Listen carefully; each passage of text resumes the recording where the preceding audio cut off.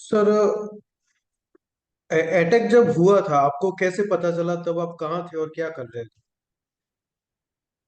तब मैं मानेसर में था, 51 स्पेशल एक्शन ग्रुप में अलर्ट स्क्वाड्रन कमांडर था।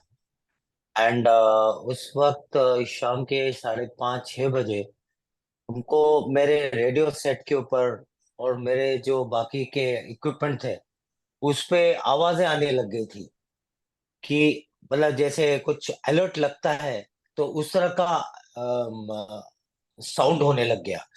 तो जब मैंने बाद में जब फोन करके करके मैंने चेक किया तो मेरे को पता लगा कि ऐसे ऐसे कांड हुआ है। और साथ ही मैंने साथ में अपना टीवी भी ऑन किया, तो टीवी में ये स्वामी नारायण टेम्पल पे अटैक, अक्षरधाम में जो स्वामी नारायण टेम्पल है उस पे जो अटैक हुआ उसके बारे में दिखाया जा रहा था। और उसमें न्यूज नीचे वो सब लिखा हुआ आ रहा था कि इतने लोगों को मार दिया है, बंधक इतने लोगों को बंधक बना लिया है, इतने गुजरात पुलिस के शहीद हो गए हैं, वो सब लिखा हुआ आ रहा था। तो ऐसा हमको पता लगा था। जी सर। तो सर, आपको लगा था कि यहाँ पे आपको भेजने वाले हैं, या फिर आपका वो देख के अटैक, आपको क्या थॉट आया था कि क्या करना चाहिए, क्या होगा, ऐसा कुछ? नहीं, जैसा ही ये अटैक आया तो मैंने तो जाना ही था, क्योंकि I was responsible for that. क्योंकि मैं वैसे ही अलर्ट स्क्वाड्रन कमांडर था, तो alert squadron commander has to move out, is the first one to go out, go for operation. तो ये तो मेरे को पता ही था। बट जब वहां पे पहुंचने के बाद जब ब्रीफिंग वगैरह हुई, तब आगे का फिर मैंने ऑपरेशन प्लान किया। जी। सर, क्या प्लान किया था, क्योंकि शॉर्ट टाइम रहा होगा आपके पास? और शॉर्ट टाइम था, क्योंकि हम यहाँ से जब फ्लाइट पकड़ के गए हम लोग, क्या कहते हैं, पालम एयरपोर्ट से अहमदाबाद पहुंचे, अहमदाबाद से गांधीनगर पहुंचे थे। पहुंचने के बाद फिर वहां पर हम लोग, मैं अपने कुछ सेलेक्टेड लोगों को लेके मैं वहां पर मंदिर में गया। मंदिर में एक जो साइड जो सेफ जगह थी वहां पर पुलिस के आईजी पुलिस थे मिस्टर चक्रवर्ती, वो वहां पे थे। तो उन्होंने मेरे को ब्रीफिंग वगैरह दी कि, और ब्रीफिंग दी। एंड लास्ट कब देखा था उन्होंने आतंकवादियों को, टेररिस्ट को, वो बताया मेरे को। एंड उसके बाद तो मैंने ऑपरेशनल रिस्पॉन्सिबिलिटी मैंने टेक ओवर करी उनसे, आईजी आईजी से। तो सर, ऐसा हुआ। आप वहां पे गए, और तब तक क्या क्या हो चुका था, और आतंकी कितने थे, और कहाँ पे? आ, आतंकवादी दो थे। और जब तक मैं गया था तब तक कई लोग मारे जा चुके, सिविलियंस को उन्होंने खूब बेरहमी से मारा हुआ था। करीब 40-50 लोग, हमने तो 40-50 तो हमने ही देखे। तो ऐसे सिविलियंस को मारा हुआ था। कुछ पुलिस के कमांडोज, गुजरात पुलिस के कमांडो शहीद हुए थे। तो कई लोग इंजर्ड थे। पूरा मंदिर का सत्यानाश, तहस नहस कर रखा था उन्होंने। सब जगह खून मीन पड़ा हुआ था। बहुत ही बेकार हालत थी। सर, आपको ऑर्डर किसने दिए थे? आपके मतलब कौन सर थे आपके, और क्या कहा था उन्होंने यहाँ पे अब जाने के? हमारे यहाँ ऑर्डर्स ऐसे नहीं होता है। It is we work on standard operating procedures.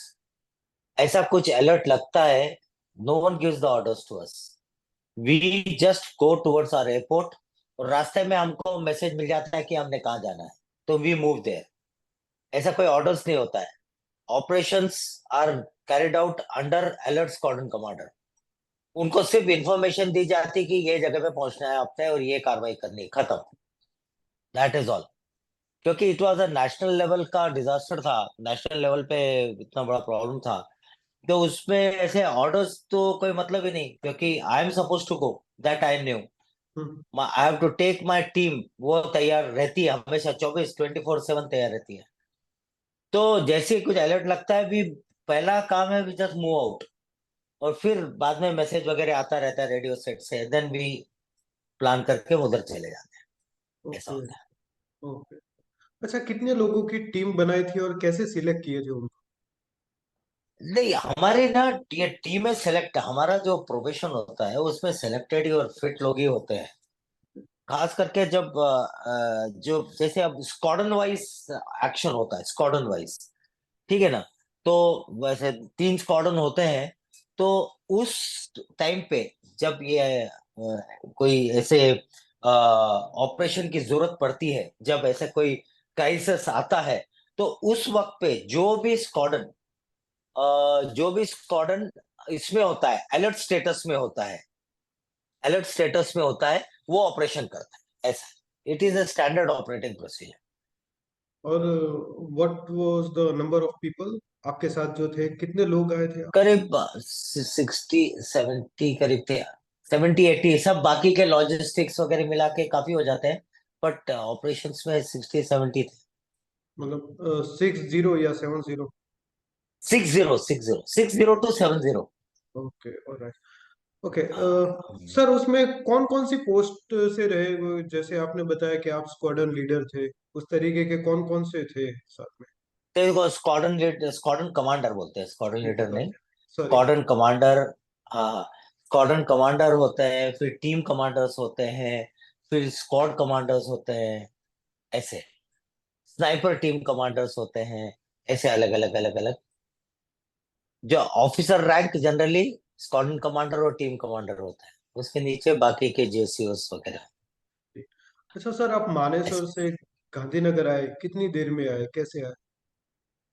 हमको पुलिस की गाड़ियां आई थी हमको लेने के लिए अहमदाबाद एयरपोर्ट पे। और मेरी जिप्सी तो हमारे हवाई जहाज में लोड हो गई थी, मेरी जिप्सी। पर बाकी जवान, मेरे कमांडोज को ले जाने के लिए गुजरात पुलिस आ गई थी, गुजरात पुलिस की गाड़ियां आ गई थी एयरपोर्ट पे। और फिर आई हमको अहमदाबाद एयरपोर्ट से वहां लेके गए। मीन टू से सर कि हाँ, आपको कितने बजे पता चला और आप कितने बजे गांधीनगर में थे? हमको 5:30-6 बजे तो हमको पता लगा। 7, 7:30 बजे हम पालम एयरपोर्ट पे पहुंच गए थे। लोडिंग वेडिंग होने तक 8:30, 9, 9 बजे निकले। 10, 10:30 बजे तक, 10:30 बजे तक अहमदाबाद पहुंचे। 10:30 फिर सबको पहुंचाने तक, लास्ट गाड़ी पहुंचने तक 11, 11:30 बज गए थे हमको गांधीनगर में। लास्ट सारी गाड़ियां पहुंचे 11:30 में। 12 बजे तक मैंने ऑपरेशनल रिस्पॉन्सिबिलिटी ले लिया था। और इस सवेरे 4, 4:30 तक हमने निपटा दिया। आपने अपनी टीम को क्या क्या इंस्ट्रक्शंस दिए थे, क्या करना है, क्या ब्रीफिंग दी थी?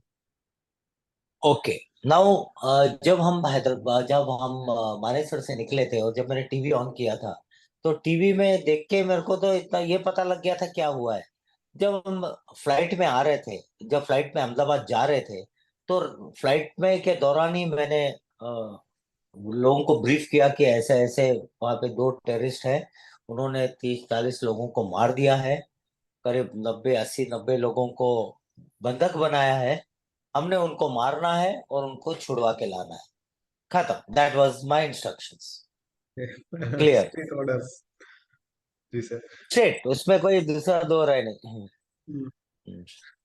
अच्छा, वो आप जब गांधीनगर पहुंचे तो वहां पे आपने बताया कि जो चक्रवर्ती सर थे वो थे, उसके अलावा मतलब पुलिस थी, एसआरपी, ऐसा कुछ अलग अलग कुछ रही होगी? कौन कौन थे वहां पे आप जब गए? ठीक। पुलिस के अलावा कौन नहीं, कौन वहां थे? पर फिर पुलिस के, गुजरात पुलिस के वो थे एक उस टाइम पे एएसपी थे। एएसपी थे या वो एक्चुअली एएसपी थे। वो ऑफिशिएट कर रहे थे एज ए एसपी। एसपी कहीं चले गए होंगे। एक मिस्टर ब्रह्म भट्ट करके थे। आरबी ब्रह्मभट्ट। आरवी ब्रह्म भट्ट बाद में जो later on he was I think commissioner of Surat. Okay. तो यस यस। आरवी आरवी ब्रह्म भट्ट, तो वो थे। उन्होंने फिर मेरे को आउटर बाकी का सपोर्ट दिया था, क्योंकि अंदर तो हम लोग गए थे। पुलिस बाकी के, फिर पुलिस का जो लॉ इन्फोर्समेंट वगैरह उन्होंने किया। अच्छा अच्छा, आपने अंदर जाने के लिए क्या प्लान बनाया और क्या करेंगे, ऐसा कुछ? अभी ऐसा था, दिस वाज क्या है, कोई भी ऐसे ऑपरेशन पे जाता है जैसे रिलीजियस जगह पे, तो हमको ना क्लियर कट इस मामले में ऑर्डर्स होते हैं कि एक बार एनएसजी आ जाती है, तो उसमें नंबर 1, कोई कोलैटरल डैमेज नहीं होना चाहिए। नंबर 2, कोई सिविलियन कैजुअलिटी नहीं होनी चाहिए, है ना। नंबर 3, रिलीजियस सेंटिमेंट्स को ध्यान में रखना है। ठीक है। नंबर 4, जितना हो सके सिविलियंस को बचाना है, मतलब मैक्सिमम जितना हम बचा सकते हैं सबको बचाना है, जो जो फंसे हैं उसमें, है ना। तो 100% ही मान लो। तो we have to, these are the 4 unwritten rules जो फॉलो होते हैं। तो इन बातों को ध्यान में रखते हुए we had to carry out operation. And शुरू में तो हमने सर्च वगैरह किया। सर्च के दौरान हमको एक टेररिस्ट हमको एक टॉयलेट में मिला।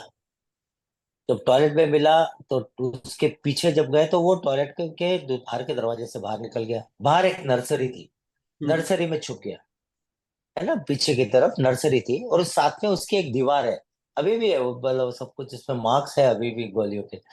तो वो दीवार थी, वो दीवार थी। और दीवार के चारों ओर मेरा कॉर्डन लगा हुआ था, हमारे मेरे जवानों का। फिर आ, उसको वहां से दीवार के साइड से उन्होंने उसको पिन डाउन कर रखा था। जब मेरे को रेडियो सेट पे पता लगा कि साहब वो इधर आ गया है, बाहर आ गया है वॉशरूम से, तो फिर मैं वहां पे घूम के फिर मेरा हिट लेके, मेरा जो स्क्वाड है उसको लेके उसके बिल्कुल दीवार के पीछे, उसके बिल्कुल राइट एंगल में आ गया, मतलब शॉर्टेस्ट डिस्टेंस। हम्म। और फिर उसको अंदर अंधेरा था, पर थोड़ा बहुत उसके ना फायर से, AK-47 के फायर से मैं उसको आइडेंटिफाई कर चुका था, उसकी लोकेशन। मेरे साथ मेरा एक बडी था, सुरजन सिंह भंडारी। हाँ, इस बीच में इससे पहले एक हमारे सुरेश चंद यादव, हमारे एक जेसीओ साहब थे, वो वीरगति पाप हुए थे। मतलब वो शुरू में लग गई गोली, जब इस टेररिस्ट से हाथापाई हो रही थी, इस गोली से फायर फाइट हो रहा था, तब हम्म। उनमें उनको गोली लग गई। तो हाँ। वो वीरगति को पाप हो गए थे। ये उसके बाद की बात है।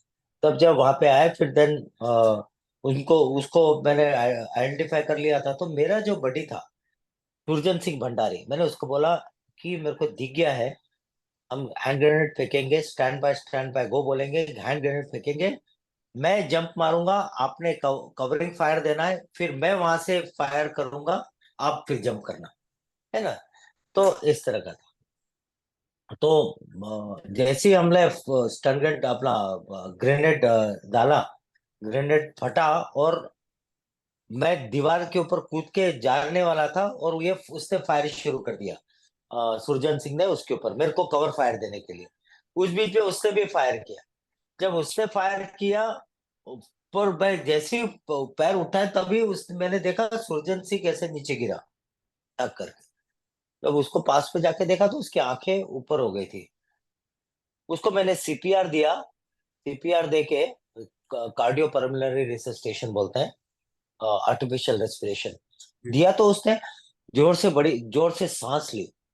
तो मतलब मेरे को लगा कि हाँ रिवाइव हो गया है, चल इसको तुरंत इवैक्यूएट करा दिया। तो वहां हम्म। से मैंने उसको हॉस्पिटल में इवैक्यूएट करा दिया।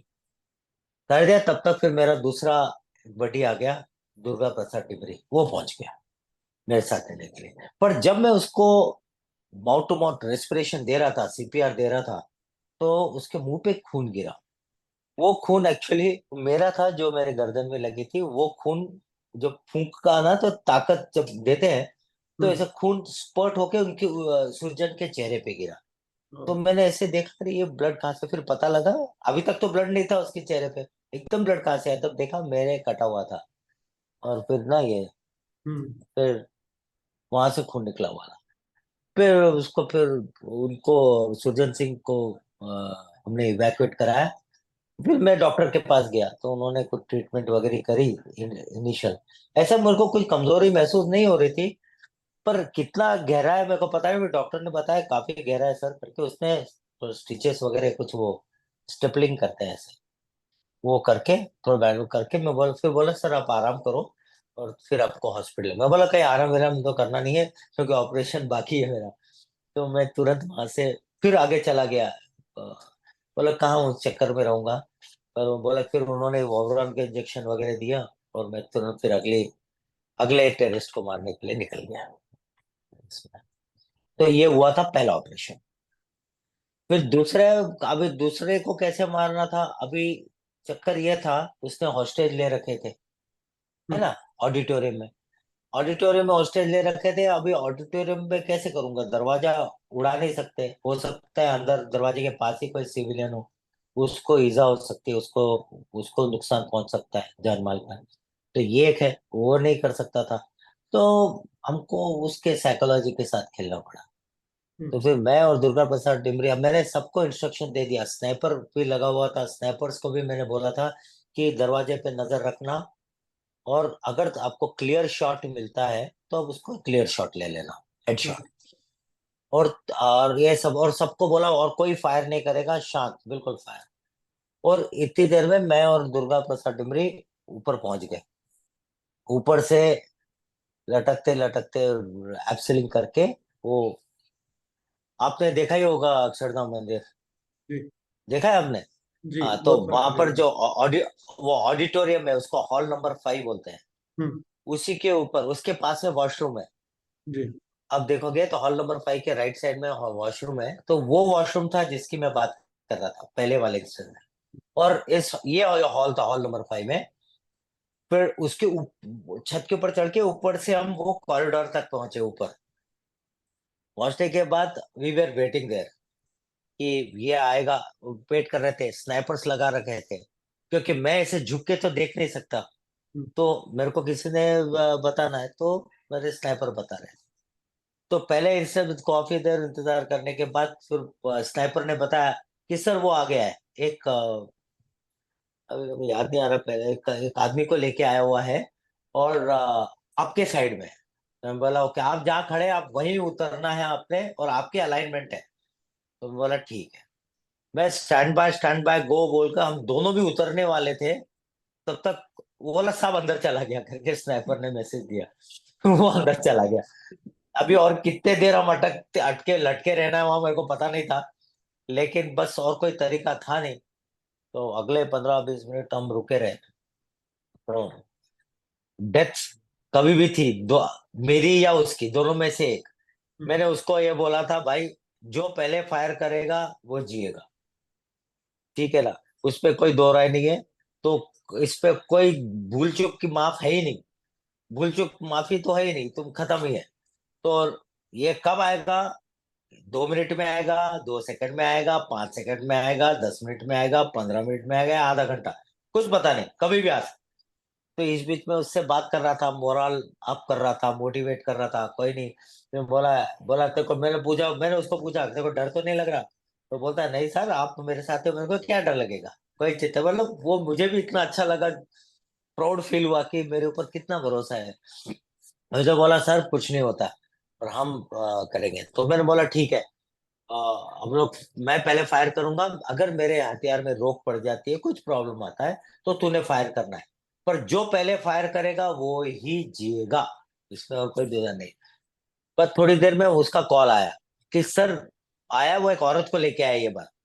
और जैसे ही दरवाजे से बाहर आया, सामने उसके बिल्कुल सामने, 10 फीट, 5-8 फीट ही है, उसके सामने उतरे, अलाइनमेंट थोड़ा सा, अलाइनमेंट को ठीक किया, और उसके दो आंखों के बीच में खोपड़ी पे मारा गोली, और डाउन नीचे, वहीं के वही एक ही गोली में उसका मार दिया, मारा। और फिर वो लेडी भी गिर गई। अभी मैं बोला अरे क्या, ये क्या हो गया? बोला और तो कोई गोली नहीं चली, एक ही गोली चली थी, वो मेरी चली थी, मैंने की थी। वो ये दूसरी गोली, अगर मेरी दूसरी गोली हो ही नहीं सकती, मेरी दूसरी गोली होती तो पहले गोली में तो मैं गया था, तो पहली गोली मेरी होनी थी। तो वो क्या, पर ये लेडी क्यों गिरी, देखा तो वो शॉक के कारण गिरी थी, शॉक लग गया था, मतलब वो हम्म, शॉक के कारण गिरी। फिर उनको उठाया, फिर सब कमांडोज अंदर घुसे, उस बॉडी को फिर खींच के बाहर निकाला, पूरा सर्च किया, और उसके पैर में रस्सी बांध के खींच खींच के लेके गए, क्योंकि हो सकता है वो ग्रेनेड ना बांध देते हैं बॉडी में। तो खींच के रगड़ के लेके जाने से क्या है, जो भी फटना है फट जाएगा उसी के बॉडी के साथ। ओके, नहीं तो क्या होता है, जैसे कोई होता है, हम उसको पलटाएंगे और तभी खुल गया और वही फटा, तो मरते मरते भी मार देता हम्म, है ना? तो ये सब हमने किया, उसको खींच के लेके गए, और उसको सर्च वगैरह हुआ, हॉस्टेजेस को सबको छुड़ाया। और फिर मेरे को थोड़ी सी ब्लीडिंग हो रही थी, थोड़ी सी फिर कमजोरी महसूस हुई, ये टाइम 4-4:30 बजे तक हमने निपटा दिया था दूसरा ऑपरेशन भी। तो वहां से मेरे को सीधा इवैक्यूएट कर दिया था दिल्ली में। अच्छा सर, ऐसा। वो जो आप ऊपर से नीचे आए वो टेररिस्ट के सामने और उसका शॉट ले लिया, तो वो जब आपको स्नाइपर ने बोला कि वो सर आ गया है बाहर, कितनी सेकंड्स में आपने वो ऊपर से नीचे आके शॉट ले लिया? 3 सेकंड्स। 3 सेकंड्स? 3 to 5 सेकंड्स, उससे ज्यादा है नहीं। अभी इट इज लाइक अ, आपने देखा होगा वो जो कॉरिडोर की हाइट कितनी होगी, 15 फीट। जी। कॉरिडोर की हाइट जो छत 15 फीट होगी, तो 15 फीट आने में क्या, 3 3 4 सेकंड में तो नीचे पहुंच गए। तो पांचवे पांचवे सेकंड पे तो गोली मार दी थी उसको। तो उस टाइम पे क्योंकि वो फर्स्ट कुछ। फ्लोर से आया था ना, जी। छत से फर्स्ट फ्लोर पे तो हम पहुंच गए थे। जी। तो फर्स्ट फ्लोर से ग्राउंड फ्लोर ही आना था। हम्म। तो 15 फीट, 15 फीट तो 3 4 सेकंड में नीचे, अगले सेकंड में 5 सेकंड में निपटा दिया। एक वो भी रहता है ना सर, कि जैसे वो पहले आया था किसी इंसान को, मतलब कोई आदमी को लेकर आया था, फिर अंदर चला गया, तो दूसरी बार आया तो हाँ आपने कुछ ऐसा सोचा था कि ये मौका मिस नहीं करना है, ऐसा कुछ थॉट प्रोसेस चला था? हाँ, वो तो चलता ही रहता है ना। तो मैंने उसको यही बोल रहा था, मैं उससे यही बात कर रहा था कि भाई, मारने का तरीका उसका यही है, और कोई तरीका नहीं है।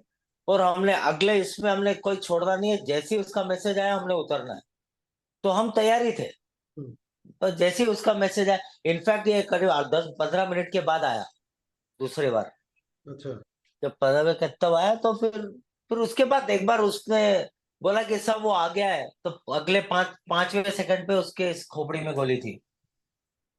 तो टोटल आप कितने टाइम तक, मतलब आधा घंटा तक वो हवा में लटके रहे होंगे हार्नेस के साथ में? हाँ, आधा 40 मिनट्स 40 मिनट्स? हवा में नहीं लटके थे। कॉरिडोर जो जो उसके ऊपर का जो कॉरिडोर होता है ना, छत, हाँ हाँ। उसके ऊपर लटके हुए, पैर रख के खड़े थे। अच्छा। कि हाँ, कि हम ना दिखे उसको नीचे से, अगर और नीचे से आता है तो हम ना दिखे करके ऊपर ही लटके हुए थे। जी सर। ऐसा अच्छा सर, उनको आपने ऐसा सर्च किया था तो उनके पास से क्या क्या मिला था? और उसके पास से उनका वो गोला बारूद मिला, बहुत ग्रेनेड्स मिले, एम्युनिशन मिला, 12 12 मैगजीन्स भर भर के एम्युनिशन मिला, ड्राई फ्रूट्स मिले, खजूर मिला। खजूर और ड्राई फ्रूट्स, वो करीब वो सब, वो 4 5 दिन का प्रोग्राम था उनको। और एक या फिर कुछ डॉक्यूमेंट्स मिले। एक्चुअली उसमें लिखा हुआ था, गुजराती में था और उर्दू में भी लिखा था। वो गोधरा का वो ले रहे थे, रिवेंज। क्योंकि गोधरा हुआ था मार्च में, और ये हुआ सितंबर में उसी साल, जी सर। अच्छा दो सर, हजार दो में। जी। अच्छा, आपने जो बताया कि उनके पास से हथियारों का वो सब मिला था, तो वो अगर वो सब यूज करते तो वो कितना वो डैमेज हो सकता था? अब डैमेज तो मतलब ऐसा है, अभी और वो अगर नेगोशिएशन में लगे रहते, तो वो तो ऐसे मार ही रहे थे वो। फिर हो सकता है ऑडिटोरियम के अंदर जो हॉस्टेजेस है उनको मारना शुरू करेंगे वो। तो loss life, loss loss of life तो वैसे ही बहुत हो चुका था। लॉस ऑफ प्रॉपर्टी बहुत हो चुकी थी। तो अगर हम लोग नहीं आते, एनएसजी वाले नहीं आते, तो और लॉस हो जाता लाइफ का। तो वो एक एक पल जो था आपका, वो कैसे बीत रहा था? क्या आप सोच रहे थे कि क्या होगा अगले? अभी ऐसा है, उस वक्त जब हम एक्चुअल ऑपरेशन, तो जो सेकंड वाले को मार रहे थे तभी हो रहा था। तो जो ऊपर लटके हुए थे, तो उस वक्त मेरे दिमाग में भी कई ख्याल आ रहे थे कि अगर मेरे को कुछ हो गया। देखो, ऑल सडन मैं इंसान हूँ, भले कमांडो हूँ, ट्रेनिंग किया है, सब कुछ है, आखिर इंसान ही हूँ। तो डर था। लेकिन हमारे ट्रेनिंग ने सिखाया कि ना, डर को ओवरकम करना है। और कमांडर ने अपने चेहरे पे डर कभी नहीं दिखाना है। नहीं तो क्या हो जाता है, जो अपने अंडर जो कमांड है, वो जिटरी हो जाएंगे। फिर अपना ऑपरेशन ना जोपर्डाइज हो सकता है। तो ये ना हो, इसलिए ट्रेनिंग हमारी इतनी मजबूत होती है कि भले ही डर डर भी लग रहा हो, तो हमको डर को ओवरकम करना पड़े। एंड डर के आगे जीत है, बोलते हैं ना। जी। जस्ट जहाँ डर लगता है उसी से भिड़ो। ये मेरी फिलोसॉफी रही है हमेशा। तो उस वक्त मेरी वाइफ भी प्रेग्नेंट थी, और एंड मेरे एक 1.5 साल की बेटी थी। तो ये सब दिमाग में घूम रहा था कि अगर मेरे को हो गया तो इनका क्या होगा, ये सब चल रहा था दिमाग। हो गया, पर निपटा दिया। जी। सर वो हथियारों और वगैरह जो भी उनके पास था, कितना वजन लेके चल चल रहे होंगे वो दोनों टेररिस्ट? और हर तकरीब। एक आदमी का देखो करीब 20 से 25 किलो वजन होता है बस। अच्छा। एक तो उनका सामान होता है, उसमें कपड़े होते हैं, फिर उसमें गोला बारूद ये वो सब मिला के 20 से 22 किलो तक हो जाता है, 20 किलो तक मैक्सिमम। तो सर वो वेल ट्रेन थे, ऐसा कह सकते हैं? हो वेल ट्रेंड तो वेल ट्रेंड ही थे, वेल ट्रेंड थे, मोटिवेटेड थे। वो लोग होते ही है वो सब ना कि फिदाई है ना, वो तो मरने के लिए आए हैं। उन्होंने पर मरने से पहले वो खूब नुकसान करके जाना चाहते हैं। और उन्होंने स्वामी नारायण के अटैक इसलिए किया क्योंकि अक्षरधाम का जो स्वामी नारायण टेम्पल है वो वर्ल्ड फेमस है। हम्म, कि अगर वहां पे कुछ हो जाता है तो बड़े बड़े न्यूज में आएगा उनके, है ना, ऑर्गेनाइजेशन का नाम। जी सर। अच्छा, सर आपके पास कौन कौन से हथियार थे और क्या यूज कर रहे थे आप, अगर बता सके हमारे तो? पास वही है, जर्मन वेपन था, MP5 ऐसे थे, ग्लॉक 15। हमारे पास अच्छे वेपन्स थे, सोफिस्टिकेटेड वेपन्स थे, जो हमारे पास जब आजकल हर जगह में है। अभी तो उस वक्त तो 2002 में तो, आजकल तो और अच्छे अच्छे आ गए हैं। उस वक्त तो MP5 होता था। तो उसके ऐसे अलावा या गन्स या ऐसा कुछ कैरी कर रहे थे आप, या फिर वो जो एक था बस? ज्यादा हैवी गन्स की जरूरत ही नहीं है ना। हम्म। हैवी गन्स एक स्नाइपर होता था और एक ये वेपन बस, और ग्रेनेड। अच्छा, ग्रेनेड भी आपके क्योंकि साथ में बड़े, थी?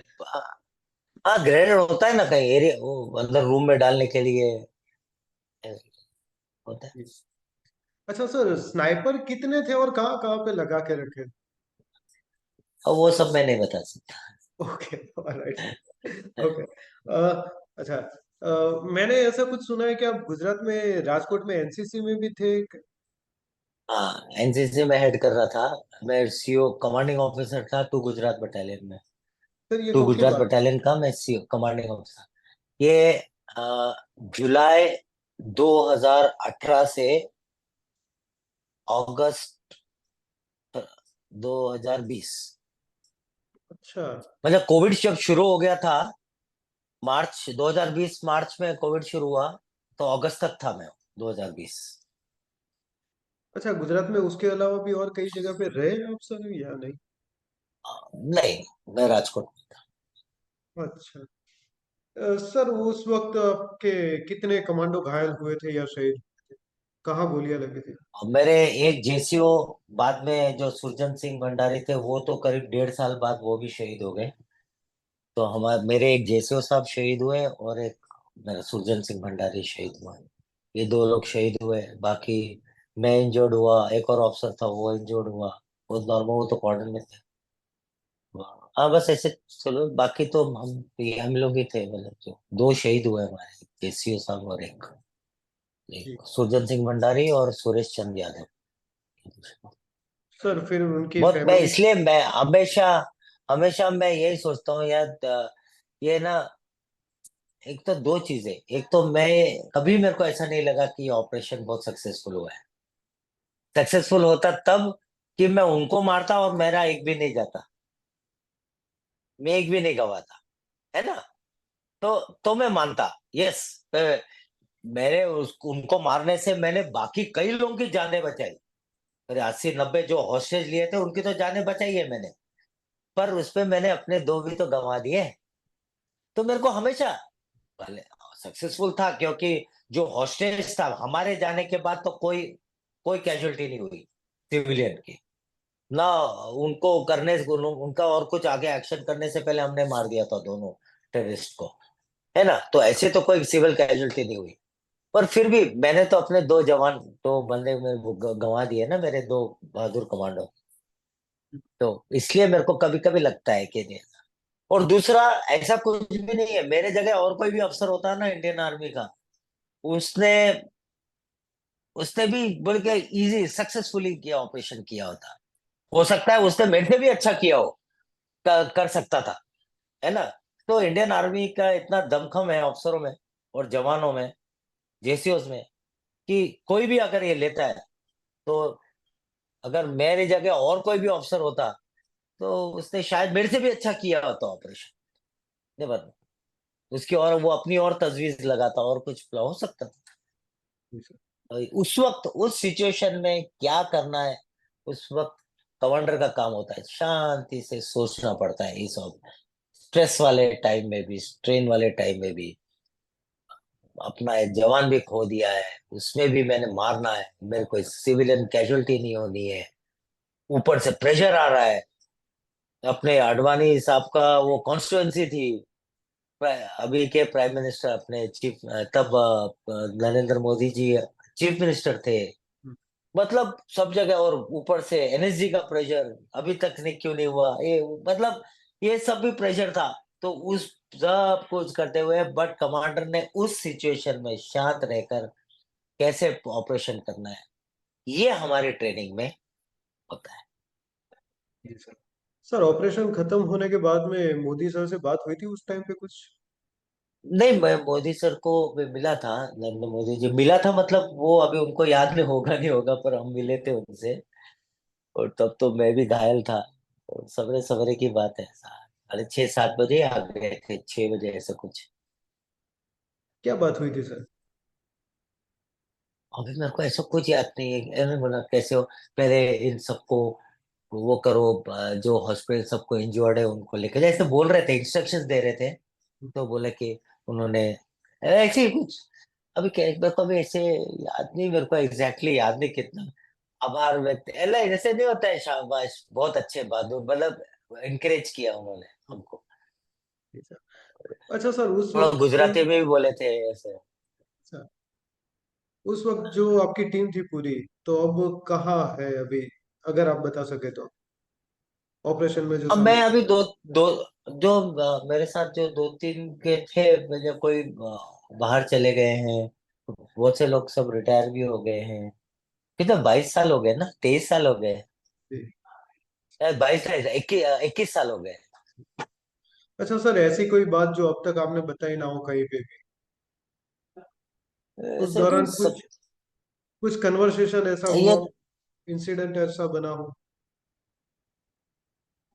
ऐसा तो मेरे को ऐसा कुछ,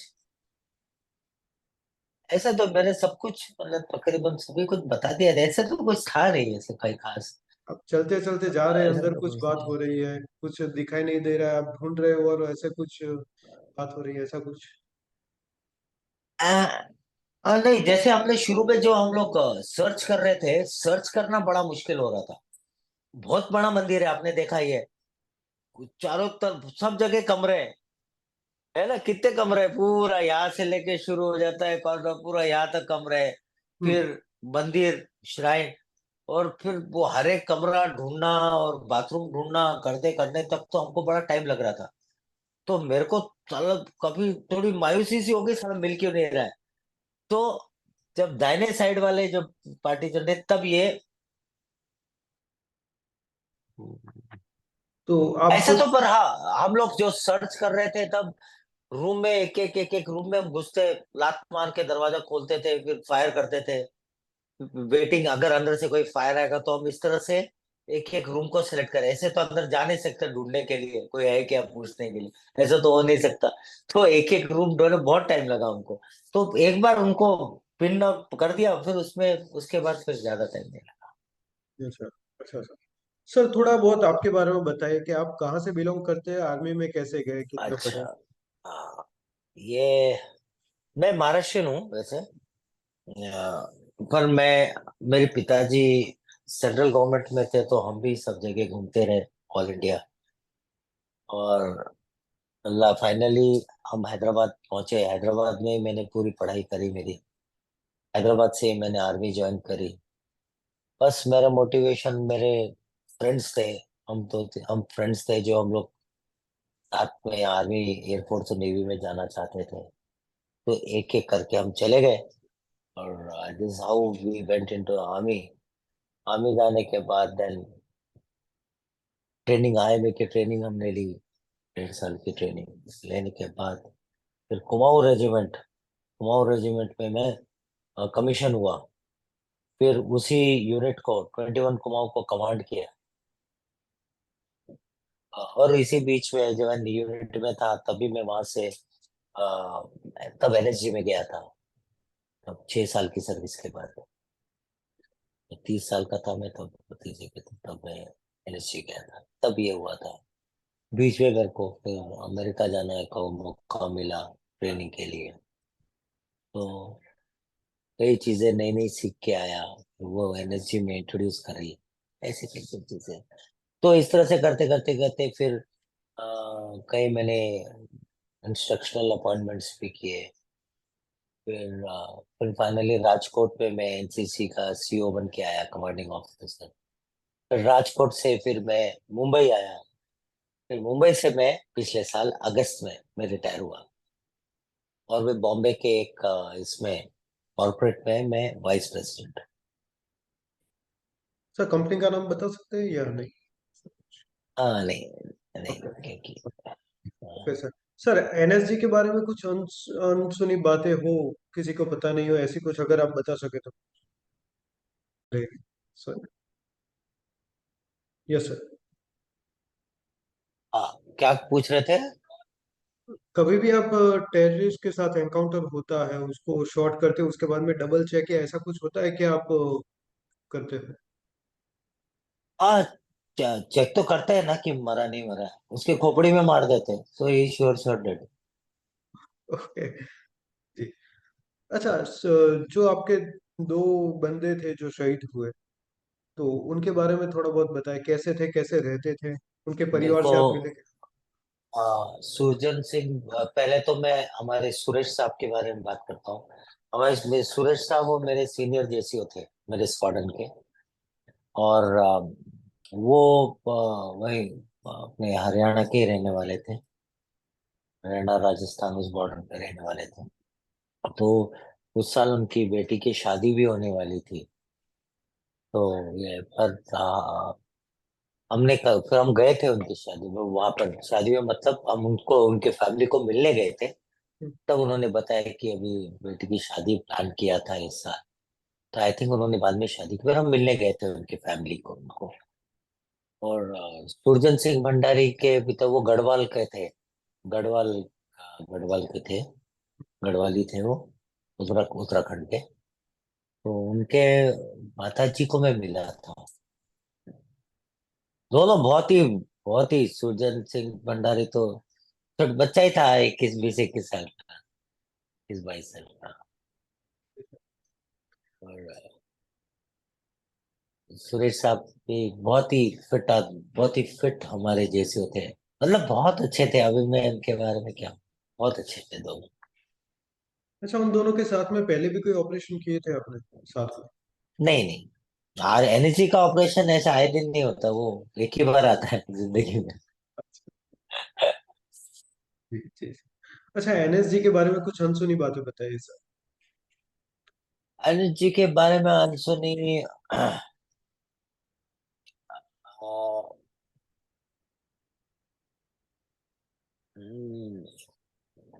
बेसिकली एनएसजी एक ऐसे एक, अब ज्यादा एनएसजी के में ज्यादा वो कॉन्फिडेंशियल चीजें नहीं बता सकता मैं। पर जैसे ट्रेनिंग वगैरह है वो मैं बता सकता हूँ आपको।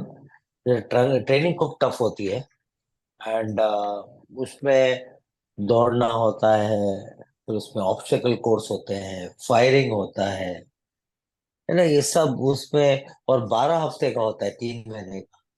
और उसमें चोट लगने की भी डर होता है। और जब मैं हाँ, एक चीज ये बता सकता है, जब मैं इसके लिए प्रोबेशन के लिए गया था, तो मेरे को पहले दिन ही मेरे को बुखार चढ़ गया था, वायरल आ गया था, वायरल हो गया था। तो 4 5 दिन मेरे हॉस्पिटलाइजेशन में चले गए, पहले के शुरू के 4 5 दिन।